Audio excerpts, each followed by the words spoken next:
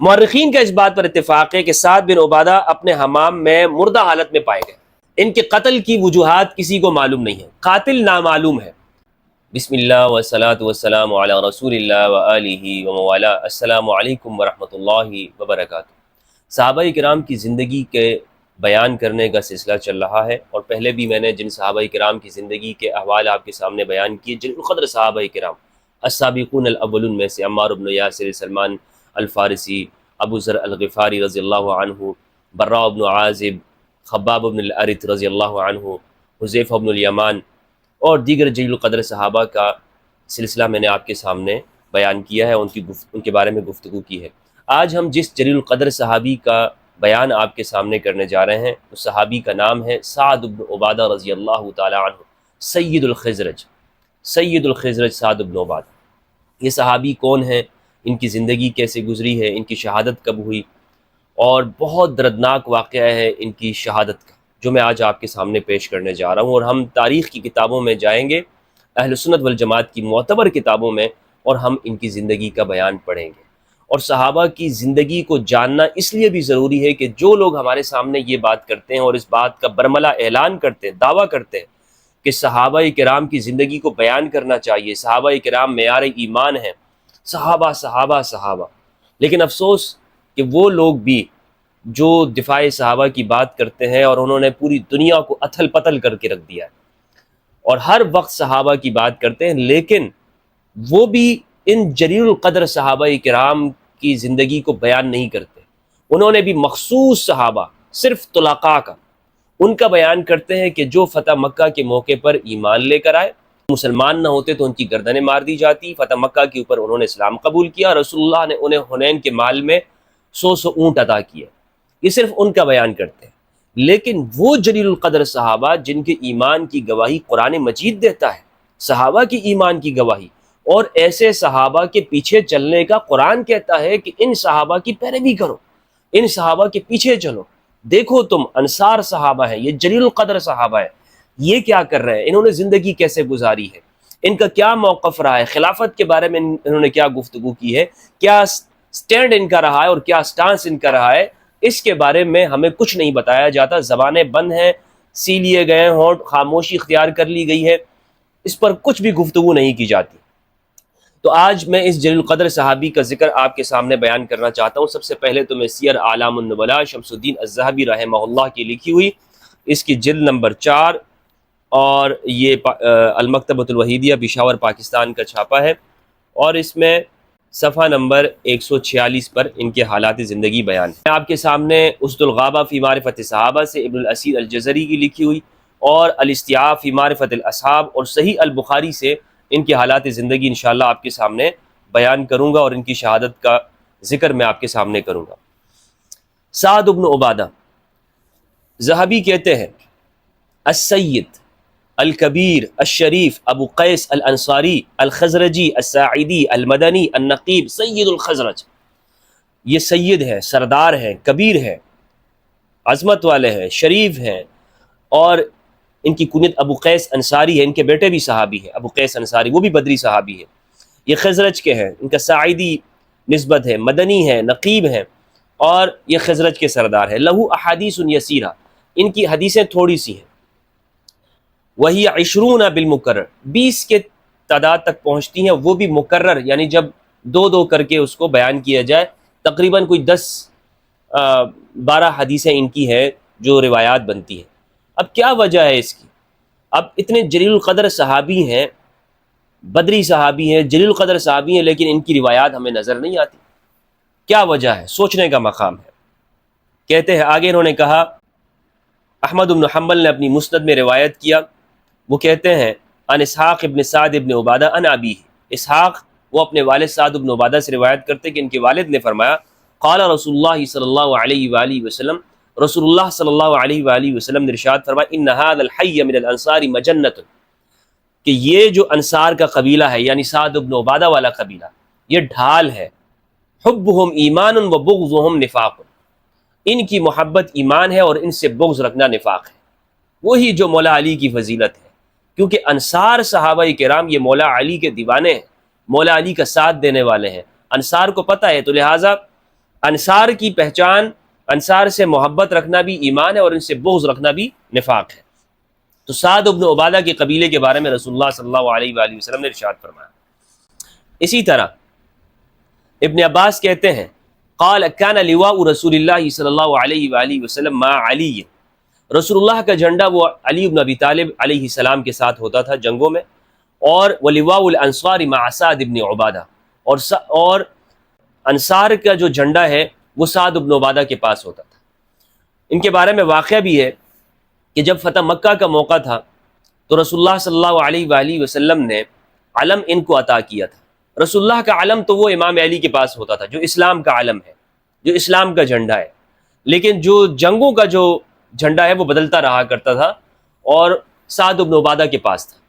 تو جب ابو سفیان کو سعد بن عبادہ نے دیکھا، ابو سفیان کو جب دیکھا تو سعد بن عبادہ نے کہا الیوم یوم الملحمہ، آج تو خون ریزی کا دن ہے، آج حرام چیزوں کو حلال کیا جائے گا اور آج خون بہایا جائے گا۔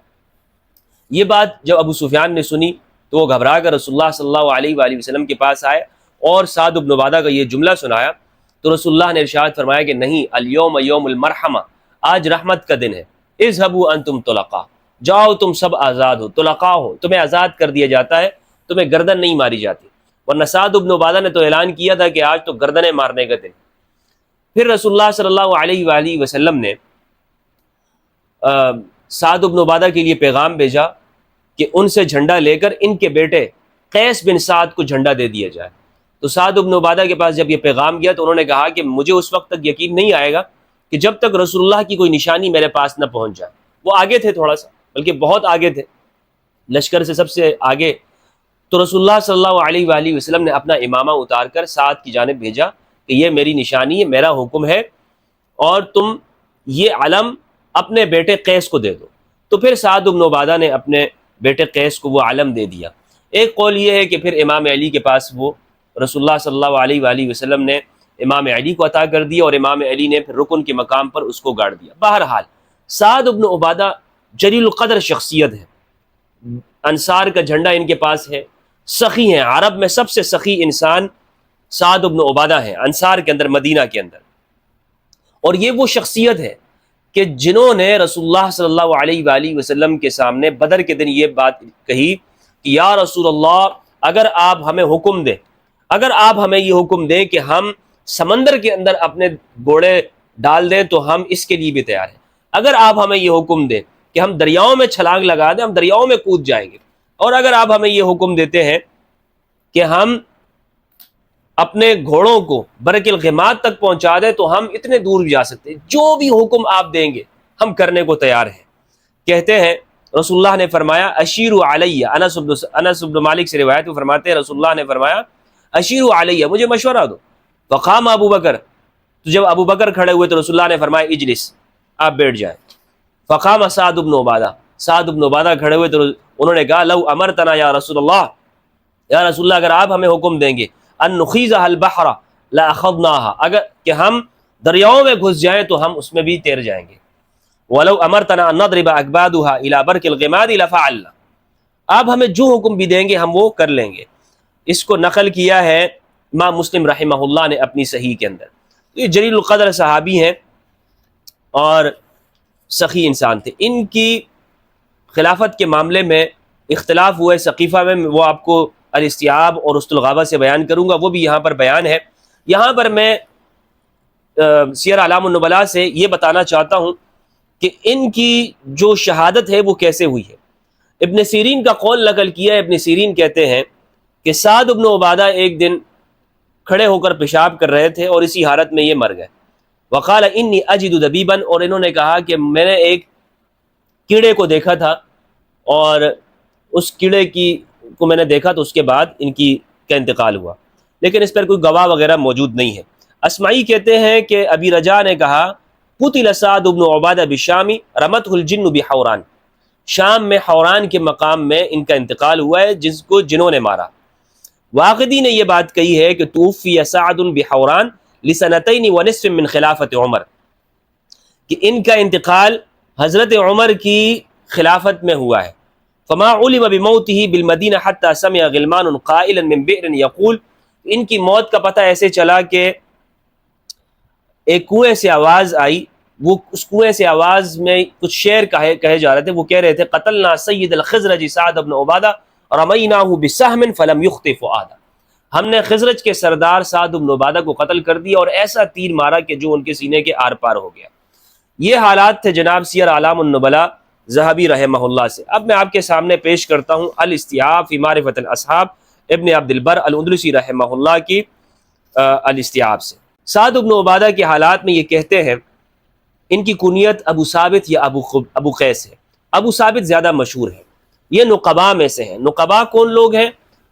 عقبہ بیعت عقبہ اولا، ثانیہ اور ثالثہ جو ہوئی ہے، اس میں رسول اللہ صلی اللہ علیہ وآلہ وسلم نے نقباء بنائے تھے۔ 12 نقباء میں سے ایک سعد بن عبادہ ہے۔ کتنے جلیل القدر انسان، جلیل القدر صحابی ہیں۔ یہ بدر میں شریک ہوئے، عقبہ کے اندر شریک ہوئے۔ بعض نے کہا ہے کہ یہ بدر میں شریک نہیں ہوئے، لیکن یہ بات مشہور صحیح نہیں ہے۔ صحیح بات یہ ہے کہ یہ بدری صحابی ہیں۔ ابو عمر کہتے ہیں کہ سعد بن عبادہ انصار کے سردار تھے، صاحب وجاہت و قیادت تھے۔ ان کی قوم ان کا بہت ادب اور احترام کرتی تھی۔ ان کے خاندان میں کھانا کھلانے کی رسم بہت مشہور تھی، یہ کھانا کھلایا کرتے تھے۔ اور ذہبی نے بھی لکھا ہے، اسی طرح تمام مورخین نے، کہ اصحاب صفہ جو مدینہ کے اندر مسجد نبوی میں رہتے تھے، وہ طلباء کرام جو رسول اللہ کے پاس تعلیم حاصل کیا کرتے تھے، ان میں روزانہ 80 طلباء کو، 80 اصحاب صفہ کو یہ اپنے گھر لے جایا کرتے تھے اور انہیں کھانا کھلایا کرتے تھے۔ سبحان اللہ، جلیل القدر انسان ہے۔ اور ان کے بیٹے جو قیس ہیں وہ بھی سخی انسان تھے، اور یہ میں آپ کو بتاتا چلوں، قیس جلیل القدر صحابی، ان کے بیٹے بھی۔ اور قیس امام علی کے خاص افراد میں سے تھے۔ قیس بن سعد خاص افراد میں سے تھے، امام علی کے بہت معتمد تھے، امام علی کے جانثار قیس بن سعد بن عبادہ۔ رافع بن خدیج بیان کرتے ہیں کہ ابو عبیدہ اور عمر رضی اللہ عنہما نے قیس بن سعد سے کہا کہ ہم آپ کو قسم دیتے ہیں کہ آپ جانوروں کو ذبح نہ کیا کریں۔ یہ بات قیس بن سعد نے نہیں مانی، انہوں نے کہا کہ نہیں، میں اس چیز کو نہیں مانتا ہوں، یہ ہماری رسم چلی آ رہی ہے، ہم جانور ذبح کرتے ہیں اور ہم لوگوں کو کھانا کھلاتے ہیں۔ یہ بات جب نبی کریم صلی اللہ علیہ وآلہ وسلم تک پہنچی تو آپ نے فرمایا یہ ایک سخی گھرانے کے فرد ہے، یہ کیسے اس چیز کو روک سکتے ہیں اور منع کر سکتے ہیں۔ جب رسول اللہ صلی اللہ علیہ وآلہ وسلم کا وصال ہو گیا تو ثقیفہ بنی ساعدہ کے اندر سعد بن عبادہ نے اپنے قوم اور قبیلے کو جمع کیا، انصار وہاں پر جمع ہوئے۔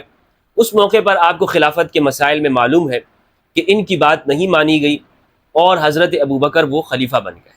یہ بخاری سے روایت میں آپ کے سامنے پیش کروں گا 3668، اس میں تفصیلاً میں اس کے اوپر بات کر لوں گا۔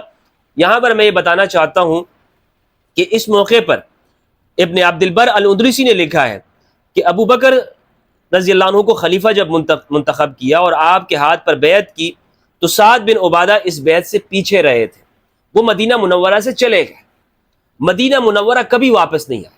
تو جو لوگ یہ بات کرتے ہیں کہ ابوبکر رضی اللہ عنہ کی بیعت کے اوپر اجماع صحابہ ہے، اجماع کیسے منعقد ہو سکتا ہے کہ سعد بن عبادہ جیسی شخصیت انہوں نے بیعت ہی نہیں کی؟ اور یہ بات یاد رکھیے گا کہ زندگی بھر کبھی انہوں نے بیعت نہیں کی، اور جن روایات کے اندر یہ ہے کہ انہوں نے بیعت کی ہے وہ روایات درست نہیں ہے، تاریخی طور پر وہ چیز ثابت نہیں ہے۔ سعد بن عبادہ وہ چلے گئے، وہاں سے ناراض ہو کے چلے گئے، انہوں نے نہ ابوبکر کی بیعت کی ہے نہ عمر رضی اللہ عنہ، ان میں سے کسی کی بیعت سعد بن عبادہ نے نہیں کی ہے۔ ان کا انتقال شام میں حوران نامی جگہ پر سن 15 ہجری یا 14 ہجری میں ہوا۔ ایک قول کے مطابق سعد بن عبادہ کا انتقال سن 11 ہجری میں ہوا۔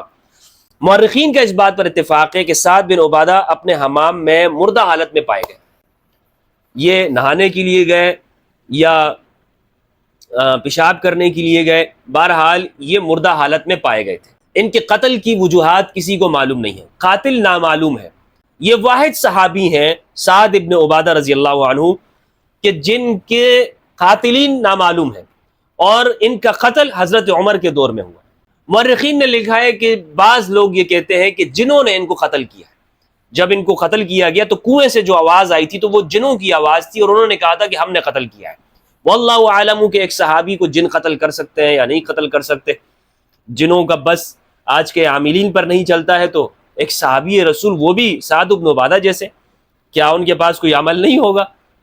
تو یہ بات سمجھ میں آنے والی نہیں ہے۔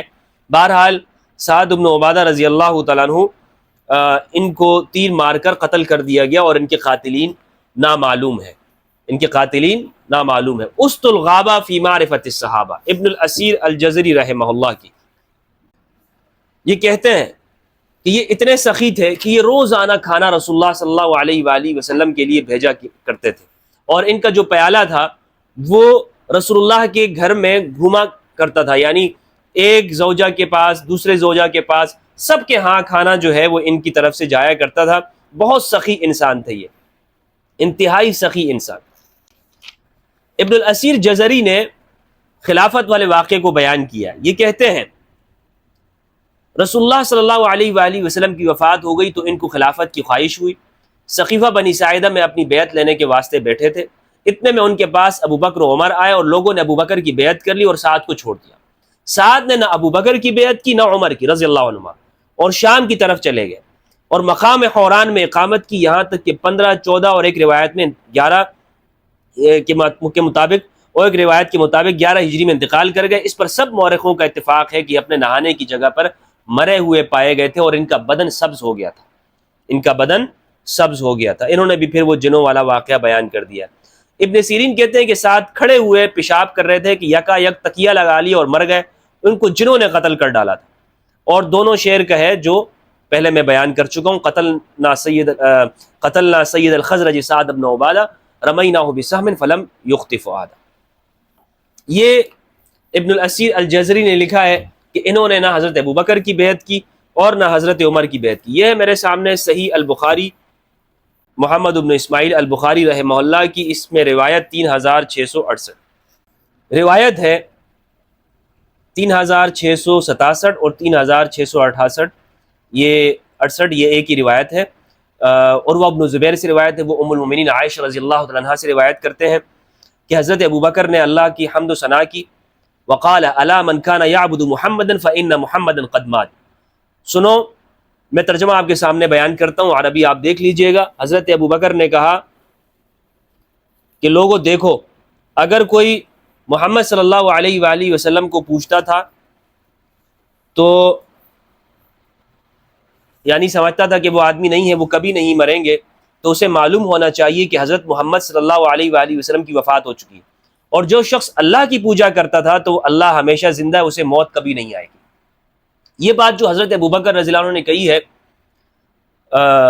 من کان یعبد اللہ فإن اللہ حی لا یموت، تو میری نظر میں ایسا کوئی صحابی نہیں ہے، کوئی شخص نہیں ہے، کوئی مومن نہیں ہے کہ جو رسول اللہ کی حیات طیبہ میں حضور کی عبادت کرتا ہو۔